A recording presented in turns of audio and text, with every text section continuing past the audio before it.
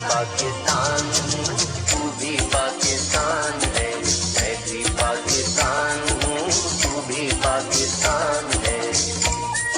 बिस्मिल्लाह बिस्मिल्लाहिर्रहमानिर्रहीम। इय्याका नअबुदु व इय्याका नस्तईन। पेशावर, आपको याद है कि मैं आखिरी दफा यहां कब जलसा किया था?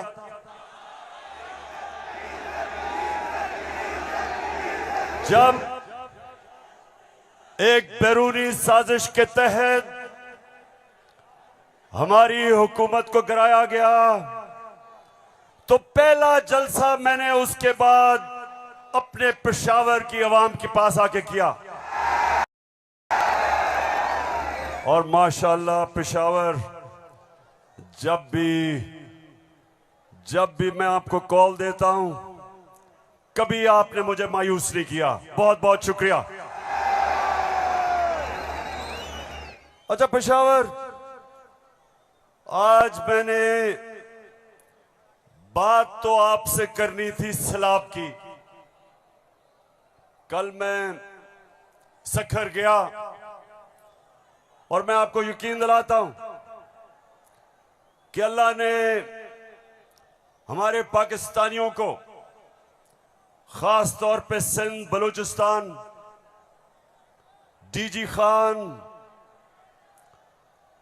राजनपुर, डीआई खान, टांक और यहां ऊपर स्वात, गिलगित बल्तिस्तान, अल्लाह ने हमें बड़े इम्तिहान में डाला है। और सिंध में खास तौर पे मैं बात तो सिंध की करना चाहता था कि बहुत हमारे सिंध के पाकिस्तानी बड़ी मुश्किलों में हैं। लेकिन मैं आज बात करना चाहता हूं, जिस तरह का प्रोपेगेंडा चल रहा है, और खास तौर पे कल एक बड़ा मुनज़्ज़म प्रोपेगेंडा चला है, तो मैं उसके ऊपर पहले बात करूंगा और फिर आपसे पेशावर मजीद बातें होंगी। सबसे पहली चीज, मेरे पाकिस्तानियों, हम सबको एक चीज समझनी चाहिए कि कोई कौम, पेशावर, मेरी कोशिश ये है कि मेरा ये सारे जो नौजवान यहां खड़े हैं, मैं आपकी तरबियत भी करूं, आप में सियासी शऊर पैदा करूं, आपको समझाऊं कि हकीकी आजादी क्या है,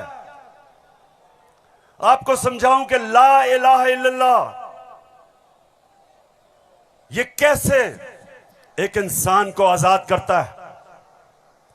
कैसे जब अल्लाह से आप दावा करते हैं कि अल्लाह तेरा सिवा कोई खुदा नहीं, तो आप अपनी वो जंजीरें तोड़ते हैं जो इंसान को जमीन पे रखता है, इंसान की परवाज रोकता है। ये जंजीरें परवाज रोकती हैं इंसान की, उसकी अजमत की। और मेरे नबी सल्लल्लाहु अलैहि वसल्लम ने मदीना में ला इलाहा इल्लल्लाह से इंसानों को आजाद कर दिया। छोटे इंसान बड़े इंसान बन गए। वो अरब जिनकी कोई हैसियत नहीं थी, चंद सालों में, पेशावर, चंद सालों में दुनिया की इमामत की उन्होंने। ये तारीख का हिस्सा है। और मेरी भी कोशिश है कि मैं अपनी कौम की जो जंजीरें बंधी हुई हैं जमीन से, जो हम ऊपर परवाज नहीं कर पा रहे, मेरी भी कोशिश ये है कि मैं अपने नबी सल्लल्लाहु अलैहि वसल्लम की सुन्नत पे चलते हुए अपनी कौम को जगाऊं और कौम को आजाद करूं, ताकि ये जंजीरें टूटे और मेरी कौम ऊपर परवाज करे। तो सबसे पहले ये जो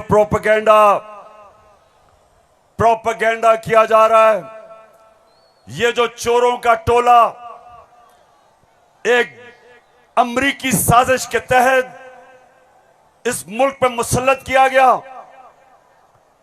ये जो साजिशी टोला, ये जो इस मुल्क का 30 साल से खून चूस रहा था, आज हमारे ऊपर बिठाया गया हमारी बेहतरी के लिए नहीं, इस कौम को नीचा बनाने के लिए, कमजोर करने के लिए। और इसलिए मैं आपके पास आया हूं, दूसरी दफा आया हूं कि पेशावर, मैंने इंशाअल्लाह आपको अपनी हकीकी आजादी की तहरीक में शामिल करके पाकिस्तान को एक अज़ीम कौम बनाना है। जो इल्लामा इकबाल की ख्वाब थी, वो कौम जो कि इंशाअल्लाह वर्ल्ड लीडर्स बनाएगी, जो खुशहाल होगी, जिधर हरे पासपोर्ट की दुनिया इज्जत करेगी, जिधर जब, और इंशाअल्लाह एक दिन आएगा जब हमारे पाकिस्तानी पाकिस्तान से बाहर जाएंगे तो दुनिया कहेगी कि वो देखो पाकिस्तानी आ रहा है।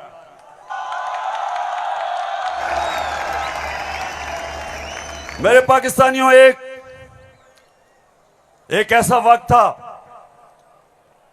कि अरब ताजर, मुसलमान ताजर जब मलेशिया और इंडोनेशिया गए तो कोई मुसलमान फौज नहीं गई थी इंडोनेशिया और मलेशिया। मुसलमान ताजरों का किरदार देख के, मुसलमानों के ताजरों की सच्चाई देख के, सादिक और अमीन ताजरों ने अपने किरदार से लोगों को मुसलमान किया।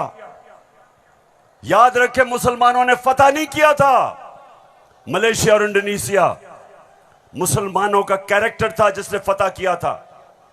मैं वो चाहता हूं कि वो हमारे पाकिस्तानी बने कि जब आप दुनिया में जाएं तो लोग आपकी इज्जत करें, आपके पासपोर्ट की इज्जत करें। और वो कभी नहीं होगा जब तक आपके ऊपर ये चोर बैठे हुए हैं।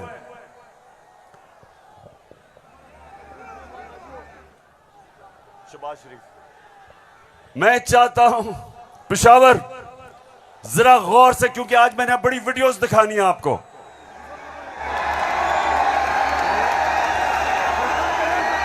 आज आप ये जलसा पूरी तरह आपकी तरबियत भी होगी और आप एंजॉय भी करेंगे। तो मैं जो आपको कह रहा था, फिर से मैं जो आपको कह रहा था कि मैं चाहता हूं कि मेरी कौम एक खुददार, गैरतमंद कौम हो, क्योंकि ला इलाहा इल्लल्लाह इंसान को गैरत देता है। जो ला इलाहा इल्लल्लाह दिल में जिसके चले जाता है, वो किसी झूठे खुदा के सामने नहीं झुकता।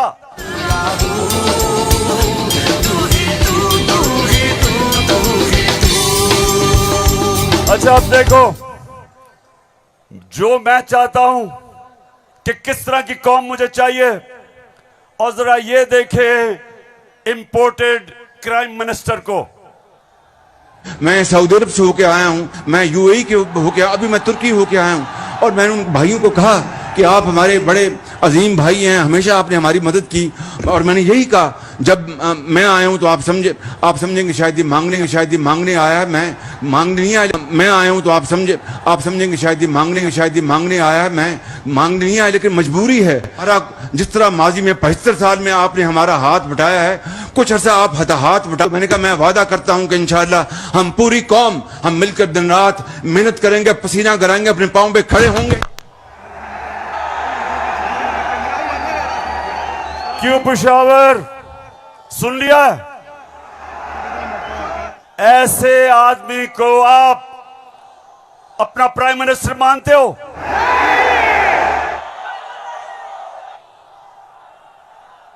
अगर ये वाकई अगर गैरतमंद प्राइम मिनिस्टर होता तो पहले जो इन्होंने अरबों रुपया चोरी करके मुल्क से बाहर रखा, पहले वो वापस लेके आते, फिर लोगों से पैसे मांगते। अपना पैसा चोरी करके मुल्क से बाहर, और बाहर जाके लोगों से पैसे भीख मांगना। अच्छा पाकिस्तानियों, पेशावर, मैं आज आपको अब बताना चाहता हूं कि ये जो चोरों का टोला हमारे ऊपर मुसल्लत किया, अब इनको पता चल गया है कि ये हमें हरा नहीं सकते। हाँ, मुझे पता है कि फजल रहमान भी इनमें से एक है। अब ये जो थ्री स्टूजेस हैं, इनको पता है कि मैच खेल के तो ये अब ये जीत नहीं सकते। इनको पता है कि जब भी इलेक्शन हुआ इन्होंने हारना है। अब ये कर क्या रहे हैं? साजिशें कर रहे हैं। किसी तरह इमरान खान को डिस्क्वालीफाई करवाओ, केस बनाओ, कभी तोशाखाना, कभी वो इनका पालतू इलेक्शन कमीशन, कभी वो कोशिश कर रहे डिस्क्वालीफाई करने के लिए। अदालत के अंदर मुझे दहशतगर्द बना दिया पिशवारों वालों। दहशतगर्द आपके सामने खड़ा है। कोशिश है कि किसी तरह बस इमरान खान मैच ना खेले। ये वैसे ही है, जब हम छोटे थे क्रिकेट खेलते थे तो जब एक टीम हारने लगती थी वो विकेटें उठा के ले जाती थी। अब ये यही कर रहे हैं, मैच खेल नहीं सकते, किसी ना किसी तरह बस इमरान खान को बाहर निकालो टीम से। दूसरी चीज, और ये उससे खतरनाक चीज कर रहे हैं, पेशावर ये कोशिश कर रहे हैं कि किसी तरह पाकिस्तान की सबसे बड़ी जमात,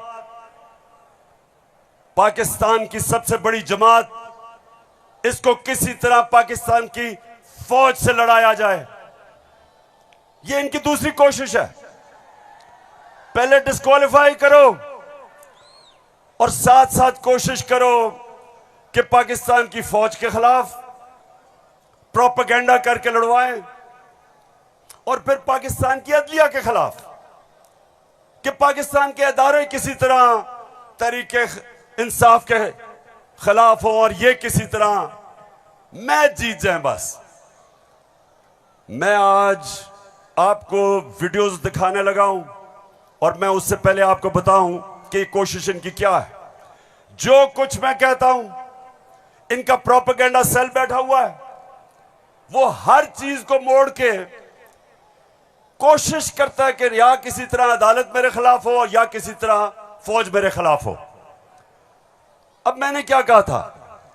मैंने अभी चंद रोज पहले क्या कहा, परसों मैंने क्या कहा? मैंने ये कहा कि फौज का जो आर्मी चीफ होता है उसको मेरिट पे सिलेक्शन होनी चाहिए।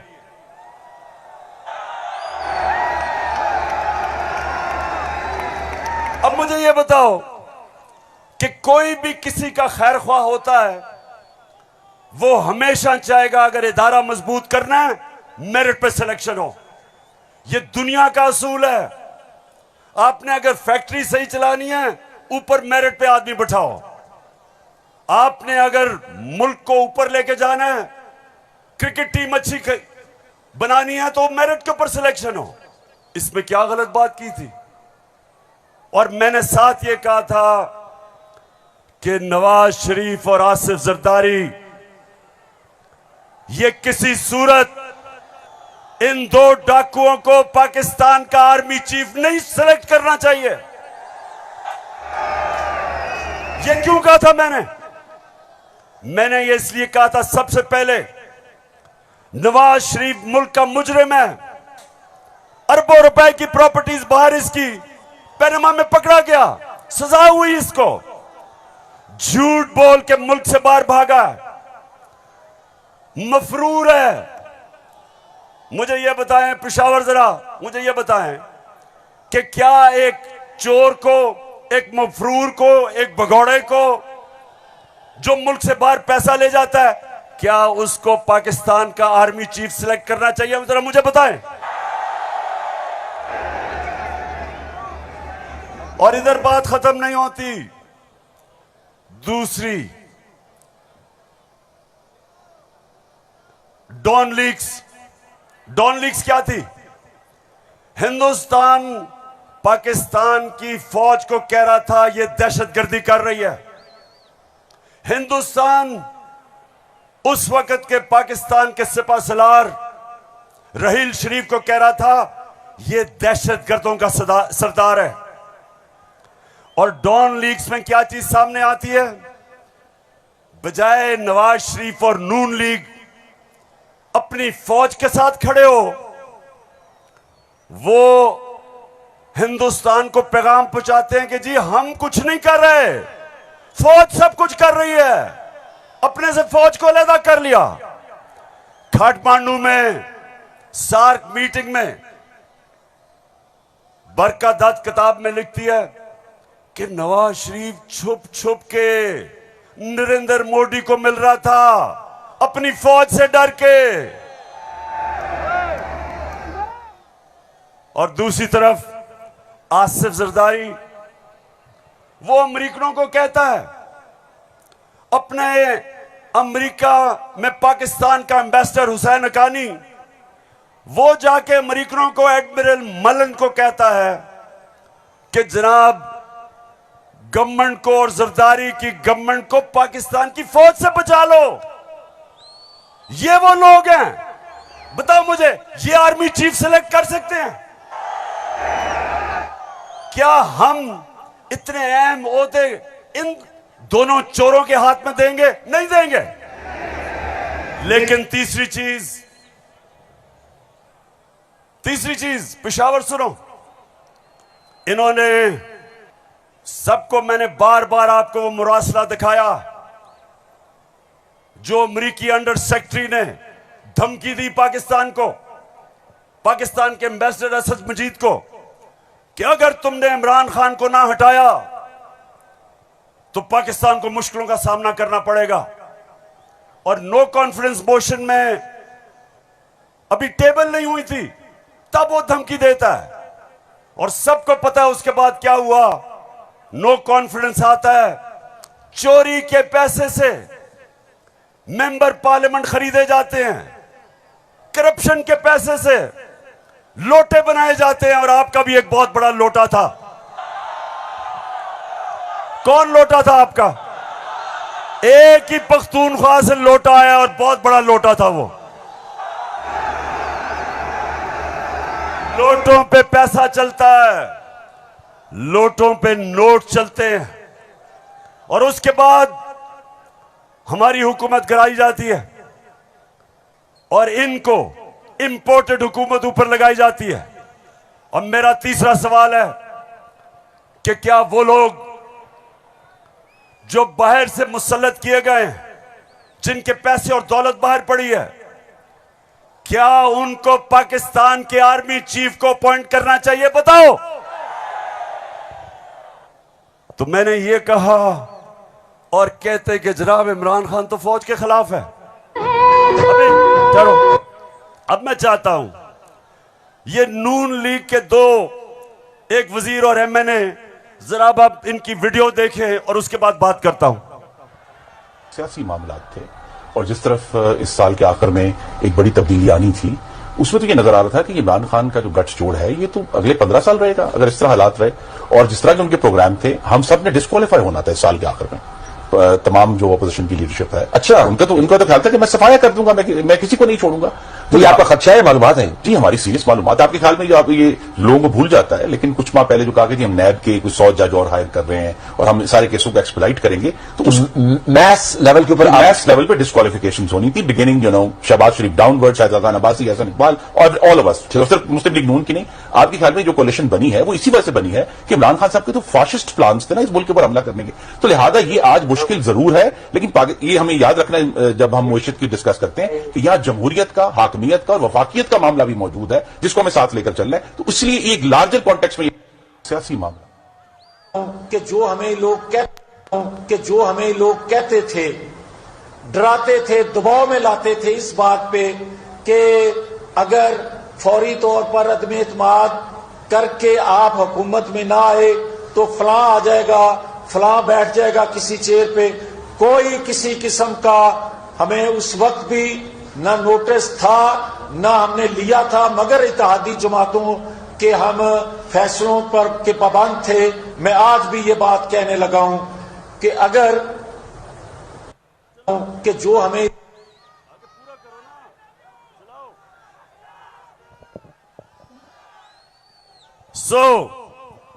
इसलिए ये हुकूमत हमारी गिराना चाहते थे कि इमरान खान एहतसाब ना कर दे।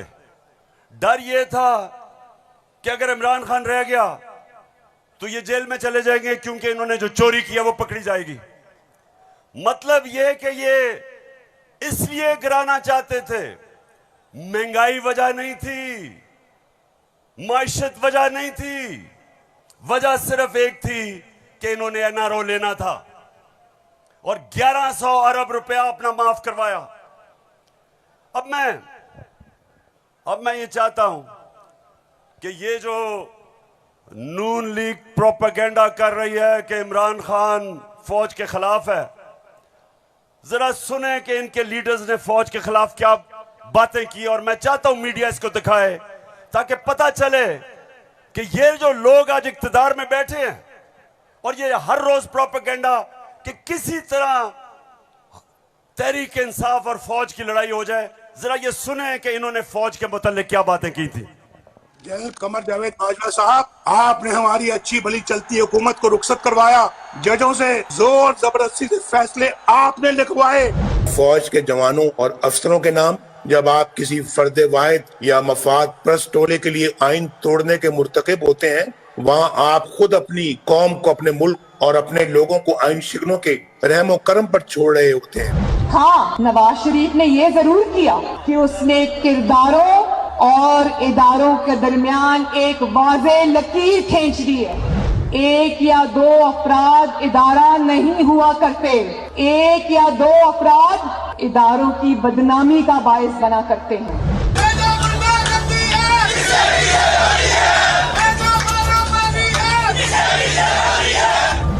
जो शख्स इस किस्म की कार्रवाइयों में मुलव्वस रहा हो उसका एहतसाब होना चाहिए।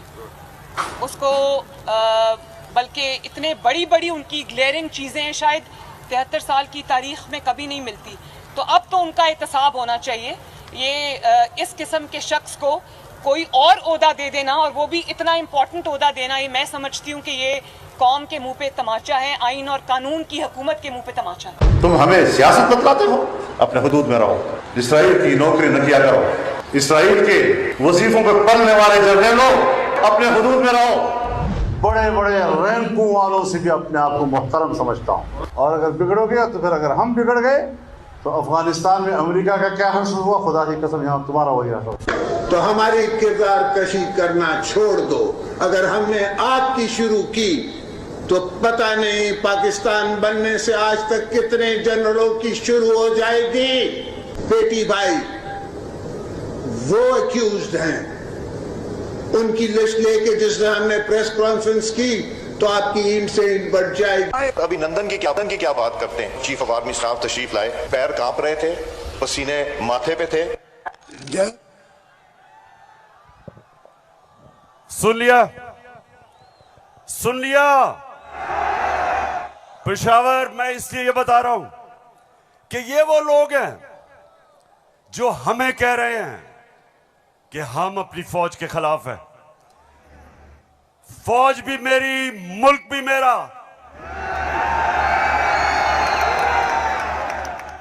जितने इदारे मजबूत होंगे मुल्क मजबूत होगा, अदलिया मजबूत होगी मुल्क मजबूत होगा, फौज मजबूत होगी हम आजाद हो सकेंगे। हम अपनी आजादी, हम किसी के सामने झुकेंगे नहीं, कोई मुल्क हमें फतह नहीं करेगा। जिस तरह सारी मुसलमान दुनिया में आज अजाब आया हुआ है, सोमालिया से लेके, लिबिया से लेके, सीरिया से लेके, सारी मुसलमान, अफगानिस्तान में क्या हुआ, यमन में, सारी मुसलमान दुनिया में किस तरह का अजाब आया, और हम वो पाकिस्तान है जो एक मजबूत फौज की वजह से बचे हुए हैं। तो नून लीग वाले ये समझ जाओ कि हम वो लोग हैं जो इस मुल्क के इदारे मजबूत करेंगे, और कभी अगर कोई तनकीद करते भी हैं अपनी फौज के लिए, उसकी बेहतरी के लिए करते हैं, तामीरी तनकीद करते हैं। अब वो चलाओ।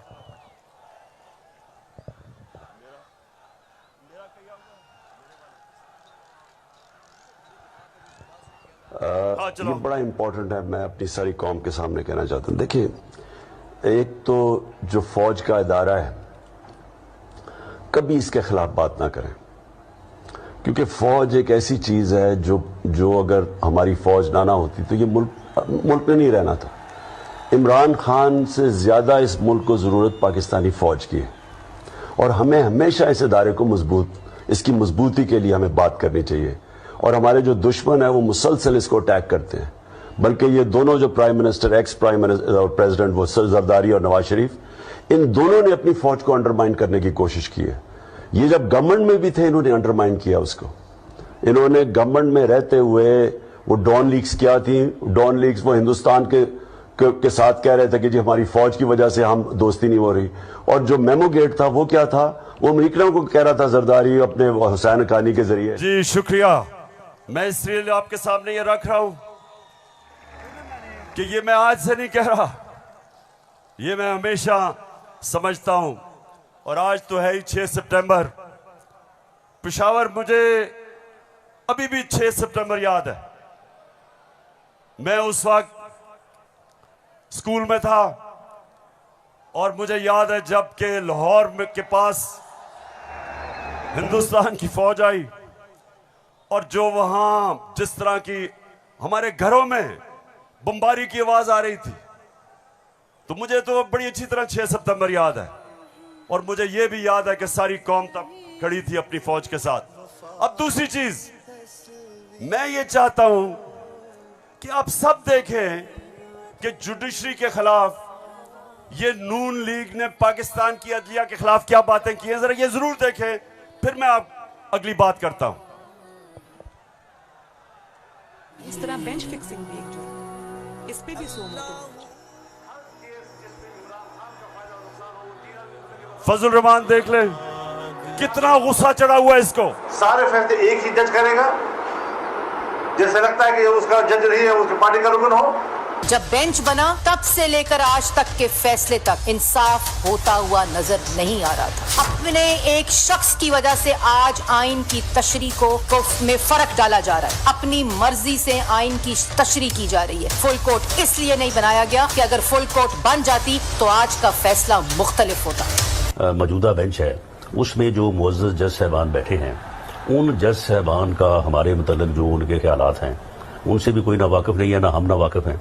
और उसके बाद हर वो केस जिसका फैसला हमारे खिलाफ आना हो, उस बेंच का जो है वो वही हिस्सा होते हैं। और अब तो ये बात पहले से जो है वो प्रिडिक्ट होने लगी है। जो सहाफ़ी वहाँ सुप्रीम कोर्ट की कार्रवाई को कवर करते हैं, तो वो पहले से जब बेंच बनता है या कोई केस जाता है तो वो पहले से बता देते हैं कि इसके ऊपर फलां बेंच बनेगा। अगर कुछ लोग गैर जानिबदार नहीं होंगे, अगर इसके सहूलतकार पीछे नहीं हटेंगे, तो हमें बता दें मुल्क कौन चलाएगा।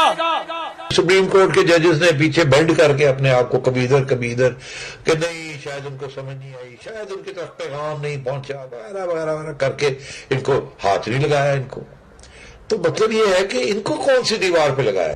तो जिस तरह मैच फिक्सिंग एक जुर्म है, इस तरह बेंच फिक्सिंग भी एक जुर्म। जब बेल का फैसला होने वाला होता था, जेल में उस दिन खबर मिलती थी कि 3 हफ्तों के लिए बेंच डिसॉल्व हो गया, नया बेंच, या कोई जज छुट्टी पे चला गया। जाता नहीं था, भेजा जाता। काजी फाइज ईसा साहब के मामले में माय लॉर्डशिप से ये पूछना चाहते हैं कि वो आपके ब्रदर जज थे ना, आपने क्या किया? तो फिर हमारी बात नोट कर लो, हम हर उस अदालत का और उस जज का घेराव करेंगे जो तुम्हारे इस गंदे और घटिया एजेंडे को परवान चढ़ाने के लिए अपोजिशन के खिलाफ जो है इक़दाम करेगा। चीफ सेक्रेटरी साहब, आपको इस बात का जवाब देना पड़ेगा।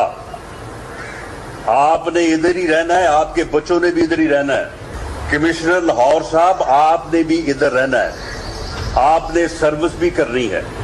इसलिए आपको ये चाहिए था कि आप इस गैर कानूनी अमल के आगे दीवार बनते और इसे बजा लाने से इनकार करते। आला अदलिया के जजेस पार्टी बनकर अगर चीफ जस्टिस वो जबान इस्तेमाल करेंगे जो इमरान खान कंटेनर पे चढ़ के करता था, तो उस जबान का वही जवाब मिलेगा शरीफ के सियासी मुखालिफिन को दिया जाता है। आप कौन होते हो किसी की तौहीन करने वाले? आप कौन होते हो किसी की तज़हीक करने वाले? ऐसे नाइंसाफी पर मबनी फैसले करोगे, बुग़्ज़ पर मबनी फैसले करोगे, इंतकाम वाले फैसले करोगे तो कौन इज्जत करेगा आपकी? फिर तौहीन अदालत लगा देते हो। 5 मेंबर बेंच ने सियासी पार्टी बना दिया पूरी अदलिया को और उसको मुस्लिम लीग नून के सामने ला के खड़ा कर दिया। क्या बताओ, मुल्क की सबसे बड़ी अदालत की इससे भी बड़ी तौहीन हो सकती है कोई? हम आपकी इज्जत करना चाहते हैं, आप भी तो अपनी इज्जत करवाओ। तो जस्टिस अजमत सईद साहब जो है उनको कौन नहीं जानता। पर्सनली जाती तौर पे असरअंदाज होकर उन्होंने JIT बनवाई। बदनाम जमाना JIT को आज तक व्हाट्सएप। मैं सिर्फ आपको ये थोड़ा सा सैंपल दिखा रहा हूं कि किस तरह का ये अपने पाकिस्तान की अदलिया के खिलाफ क्या जबान इस्तेमाल की गई है। और मैं अपना आपको बता दूं, आज से 26 साल पहले जब मैंने सियासत शुरू की तो उसको इंसाफ की तहरीक का, आजाद अदलिया के लिए सबसे पहले हम खड़े हुए। जेल में वाहिद सियासी लीडर था जो आजाद अदलिया के लिए जेल में गया। 2008 की इलेक्शन बॉयकॉट की अपनी अदलिया के लिए। उसके बाद जब हम इक्तदार में आए तो इस्लामाबाद में 50 साल के बाद पहली दफा जुडिशल कॉम्प्लेक्स बनाया अपने जजेस के लिए। मैं ये इसलिए आपको कह रहा हूं कि जो कानून की बालादस्ती, रूल ऑफ लॉ, कोई माशरा आगे नहीं बढ़ सकता जब तक वहां इंसाफ नहीं होता। और इंसाफ देती है अदलिया। इसलिए हमने हमेशा अपनी अदलिया की इज्जत की है। ये जो नून लीग के लोग हैं जो आज जिस तरह की जबान इस्तेमाल कर रहे हैं, सोशल मीडिया पे अटैक कर रहे हैं इस्लामाबाद के चीफ जस्टिस को, ये कभी, मैं आपको ये बता रहा हूं कि मैंने कभी अपनी पार्टी को इजाजत नहीं दी कि अदलिया को अटैक करे। क्योंकि आखिर में इंसाफ होगा तो मुल्क में खुशहाली आएगी और इंसाफ अदलिया देती है। मुझे बड़ा जनाब इन्होंने कहा कि देखें इमरान खान ने कोई बड़ी गलत जबान इस्तेमाल कर दी। मैं आप सबके सामने आज ये कहना चाहता हूं कि मैं अपनी अदलिया की इज्जत करता हूं, लोअर कोर्ट्स की इज्जत करता हूं। वो लोअर कोर्ट्स जो आम इंसानों की खिदमत करते हैं और मुश्किल हालात में अगर एक मैजिस्ट्रेट ज़ेबा के खिलाफ ऐसे लगा कि मैंने कोई सख्त जबान इस्तेमाल की, उसकी वजह थी मैं शहबाज गिल को देख रहा था, उसके ऊपर तशद्दुद हुआ, उसको जिसको कहते हैं कस्टोडियल टॉर्चर, उसको हवालात में बंद करके तशद्दुद किया गया, नंगा किया गया। और उसकी जब हमने देखा उसके हालात और उसके ऊपर प्रेशर डाला गया कि मेरे खिलाफ स्टेटमेंट दे, मेरे ही उसके ऊपर अगर ज्यादा ऐसे लगा सख्त स्टेटमेंट है, ये मेरा मकसद नहीं था।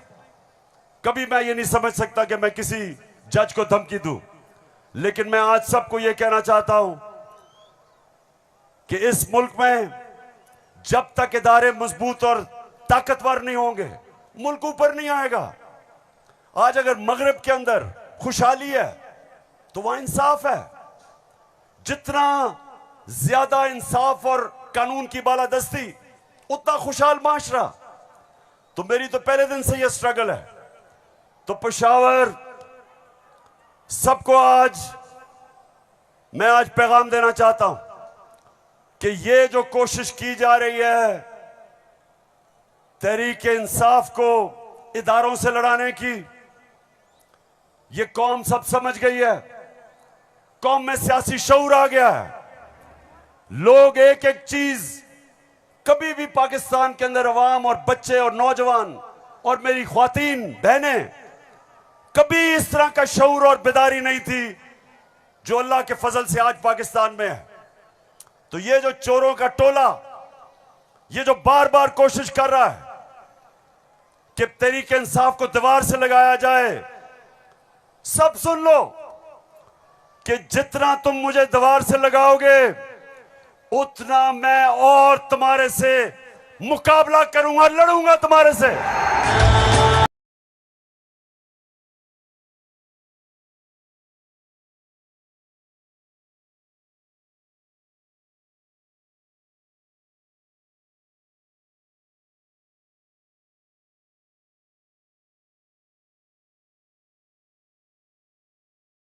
अपनी सारी कौम, सबका सारी कौम के पास जा रहा हूं।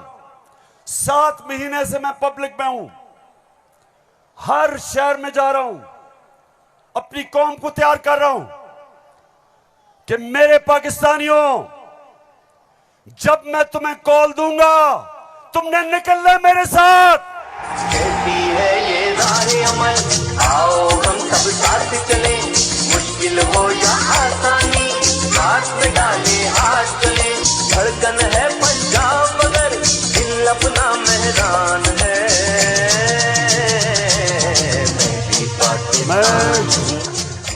अच्छा पेशावर, जब हमें इन्होंने हटाया था, फिर से मैं आपको याद करा दूं, उस वक्त पाकिस्तान तेजी से तरक्की कर रहा था। जो इस हुकूमत ने जो किताब माइशत के ऊपर शाया की, जिसको कहते हैं इकोनॉमिक सर्वे ऑफ पाकिस्तान, उसके अंदर पाकिस्तान 17 साल के बाद सबसे तेजी से हमारी माइशत ऊपर जा रही थी। 5.6 और चौथे साल 6%।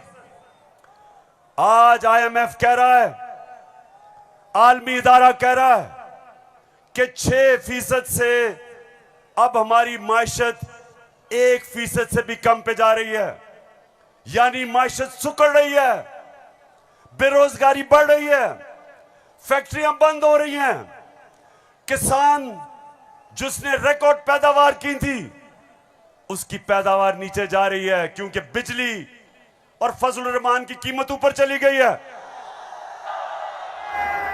ट्यूबवेल के लिए जो डीजल चाहिए वो महंगा हो गया। बिजली, अच्छा बिजली के बिल जिन जिन के पास आए हैं, जरा मुझे हाथ खड़े करके बताएं, कभी पाकिस्तान की तारीख में इतनी महंगी बिजली नहीं थी। क्या हुआ कि 4 महीने में कौन सी क़यामत आ गई कि बिजली की कीमत 18 रुपए यूनिट से 36 रुपए यूनिट, और टैक्सेस मिला के 50 रुपए यूनिट पे बिजली पहुंच गई है। गंदम 850 रुपए पे 20 केजी मिलती थी, आज कराची के अंदर 2000 रुपए पे नहीं मिल रही। बलूचिस्तान में देखें गंदम की कीमत किधर गई।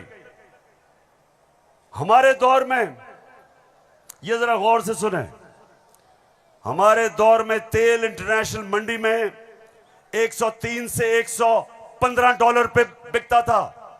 आज वो पहुंच गया 96 डॉलर पे। तेल की कीमत इंटरनेशनल मंडी में कम हो गई है, लेकिन हमारे दौर में 1 लीटर पेट्रोल 150 रुपए और 1 लीटर फजल रहमान 145 रुपए। आज 234 पे पहुंच गया। बिजली दुगनी, पेट्रोल डीजल ऊपर, सब कुछ महंगा और रुपया गिर रहा है। IMF के प्रोग्राम के बावजूद रुपया गिर रहा है। IMF ये कहता है कि आगे पाकिस्तान के जो माशी हालात है वो और बिगड़ने वाले हैं। बिजली की कीमत अभी और बढ़ेगी, GST लगेगा 17%, कीमत और ऊपर, पेट्रोल डीजल और ऊपर। तो मेरे पाकिस्तानियों, आज हम नहीं, IMF कह रहा है कि पाकिस्तान श्रीलंका की तरफ जा रहा है, यानी माशी तबाही की तरफ जा रहा है। तो सवाल आज ये है कि वो कौन थे, वो कौन मुजरिम थे, कौन इस कौम के गद्दार थे जिन्होंने बैरूनी साजिश का हिस्सा बन के इस मुल्क में आपकी हुकूमत कराई और इन चोरों को लेके आए।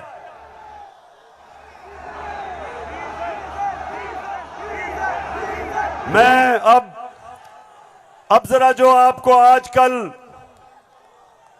आजकल जो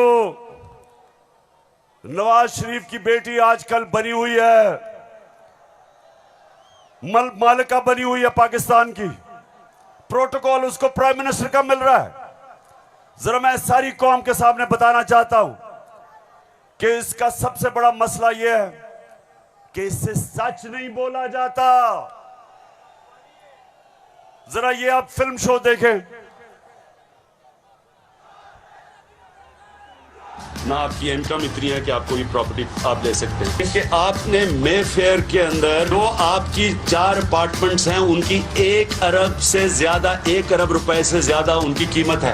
अब 4.5 अरब तक पहुंच गई है उनकी कीमत। आपने अपनी जो टैक्स में टोटल आमदनी बताई है 94 में 1.5 लाख रुपए है। मुझे ये बताएं कि आपने अरबों रुपए की मे फेयर में प्रॉपर्टी खरीदी कैसे? सुन लिया, ये आज से 10 साल पहले मैंने पूछा कि बताएं आपने आमदनी तो अपनी दिखाई नहीं, तो ये अरबों रुपए की बर्तानिया के सबसे महंगे शहर लंदन के सबसे महंगे इलाके में आपने अरबों रुपए की प्रॉपर्टी कैसे ली? तो जरा आप ये सुने, जवाब आता है। बात ये है कि जिन अरबों रुपए की मे फेयर की प्रॉपर्टीज की ये बात कर रहे हैं, ये तो पहले पता नहीं है। बताएं कौन सी प्रॉपर्टीज है, लाएं, दिखाएं, उसका कोई प्रूफ लाएं। सुन लिया, कहते किधर है ये प्रॉपर्टी, किसकी बात कर रहे हैं? अब ये जरा मरियम बीबी को भी सुन लो कि इस तरह मुझे लगा कि आप लोगों को बेवकूफ नहीं बना सकते। मेरी सेंट्रल लंदन में प्रॉपर्टीज तो दूर की बात है, मेरी पाकिस्तान में भी कोई प्रॉपर्टी नहीं है। मैं अपने वालिद के साथ है और मुझे समझ नहीं आई कि मेरी और मेरी वालदा की और बहन भाइयों की प्रॉपर्टीज ये कहाँ से निकाल के ले आए हैं। मेरे नाम पाकिस्तान में कोई प्रॉपर्टी नहीं है, ये तो इंग्लैंड की बात है। सुन लिया पेशावर,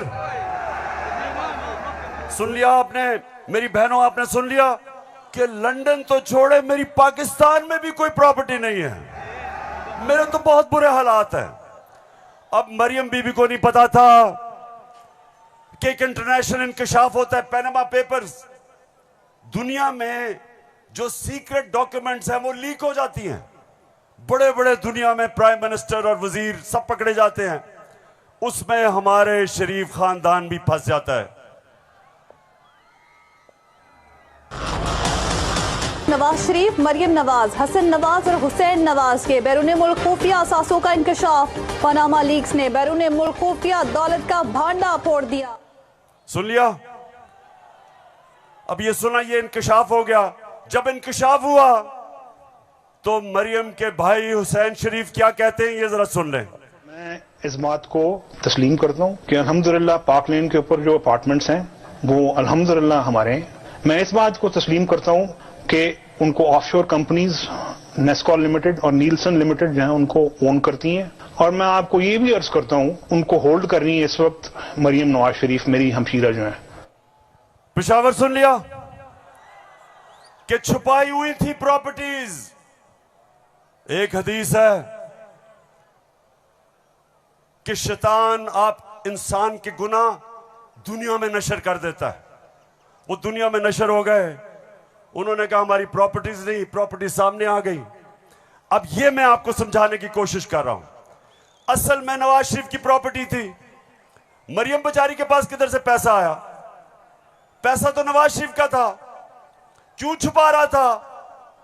क्योंकि आपके चोरी का पैसा था, अवाम से पैसा चोरी किया था। चोरी और करप्शन में क्या फर्क? चोरी होती है जो जेब कुतरा करता है, जो आपके घर में चोरी होती है, जो साइकिल चोरी होता है, मोटरसाइकिल, इंसान को नुकसान पहुंचता है। करप्शन, मुल्क का पैसा चोरी करने को करप्शन कहते हैं, और मुल्क तबाह होते हैं करप्शन से। जो पैसा आपकी तालीम पे, अस्पतालों पे, सड़कों पे, गुर्बत कम करने पे, जो पैसा वहां खर्च करना होता है इनकी जेबों में चला जाता है, मुल्क से बाहर चला जाता है। इसलिए कौम में गरीब इसलिए नहीं होती कि उनके पास वसाइल नहीं है, असासे नहीं है। कौमें गरीब तब होती हैं जब उनके अपने सरबराह मुल्क को पैसा चोरी करके बाहर ले जाते। तो ये जो आज हमारे ऊपर मुसल्लत किए हुए हैं, सारी कौम तैयार हो जाए। मैं कभी इनको कबूल नहीं करूंगा, मैं कभी इनकी गुलामी कबूल नहीं करूंगा।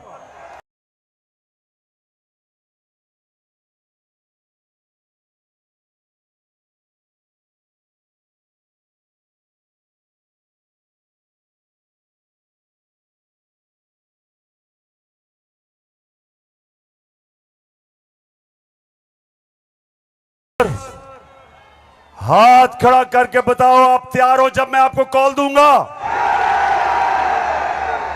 आपने सब तैयार होना है। जिस तरह मैं आपको कह रहा हूं, कहता रहा हूं, मैं हूं आपका कप्तान और आप मेरी टीम हो। और ये वर्ल्ड कप हमने पाकिस्तान की हकीकी आजादी के लिए जीतना है। एक अजीम मुल्क बनाना है पाकिस्तान को। हमेशा आजाद मुल्क ऊपर जाते हैं, गुलाम मुल्कों की परवाज नहीं होती। हम ये नहीं चाहते कि हम किसी दुनिया के मुल्क से लड़ाई करें। हम अमेरिका को मैं बार बार कहूं कि अमेरिका, हम अमन में आपके साथ हैं, किसी जंग में हम आपके साथ नहीं हैं। हम दोस्ती चाहते हैं, लेकिन हम किसी सूरत आपकी गुलामी नहीं चाहते। हम अपनी जमीन नहीं इस्तेमाल होने देना चाहते किसी और लड़ाई के अंदर।